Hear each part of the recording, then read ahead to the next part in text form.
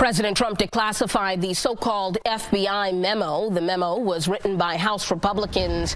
It alleges intelligence and law enforcement agencies have used their power in their investigation of Russian interference in the 2016 campaign.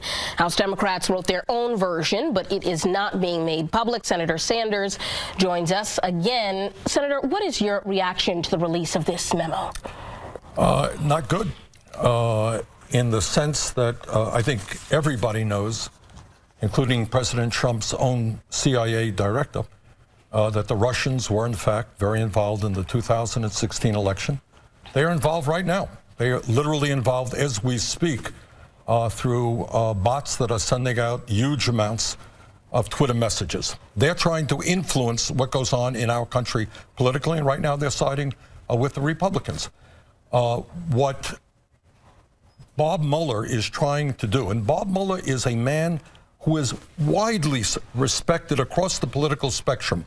He was Bush's FBI director. He was reappointed by Obama, and people have always respected him. What they're trying to do, what Republicans are trying to do now, is tarnish the investigation into whether or not the Trump campaign had colluded with the Russians.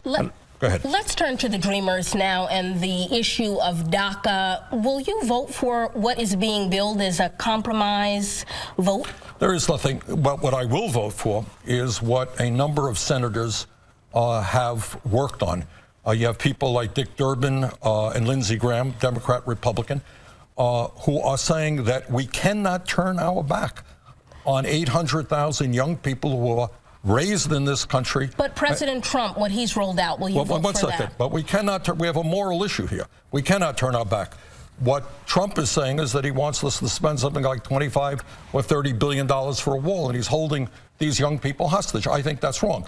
But at the end of the day, what I hope happens is that Democrats and Republicans come together in the House and the Senate, where in both bodies we now have a majority to do the right thing for these young people. Senator, you often dismiss this question from the media, but I am going to ask it tonight because I think it's important for Vermonters to know whether they are going to elect a presidential candidate or if they're going to elect a senator. Are you going to run again? I'm going to give you exactly the answer that I give other media, is that really what the people of Vermont and America want to know is how we build the middle class, how we deal with climate change, how we provide health care to all people. Media is very preoccupied about who's running for what. But, you know, obviously, when the time comes, I'll be making the appropriate announcements. But right now, I have a job as a United States Senator to deal with issues like we just talked about. When will you tell us? Will you come back on Channel 3 and make the announcement here? Well, we'll do it before the people of the state of Vermont, and I hope that Channel 3 will be there. All right. Well, your daughter, your stepdaughter, excuse me, Karina Driscoll. Well, we call her, she's my daughter. Your daughter, okay. Karina Driscoll running for mayor here in Burlington. Are you going to be out on the trail in the Queen City? No, she's doing this on her own, which is what she wants to do.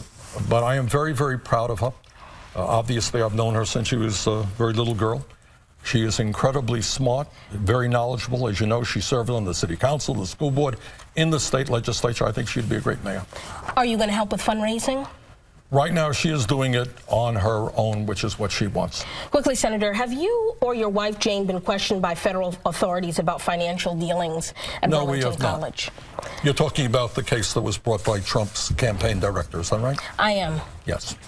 All right. Well, lastly, in your State of the Union rebuttal, you expressed frustration with continuing inequity for the poor and middle class. Can you tell us tonight one thing that you have specifically done in the last year to address this issue? Absolutely. I have led the effort to raise the minimum wage nationally to $15 an hour, and as you know, all over this country. That is exactly what communities are doing. So millions of Americans are getting a pay raise for the work that many of us are doing, and I'm proud of that. All right. Thank you so much for being here.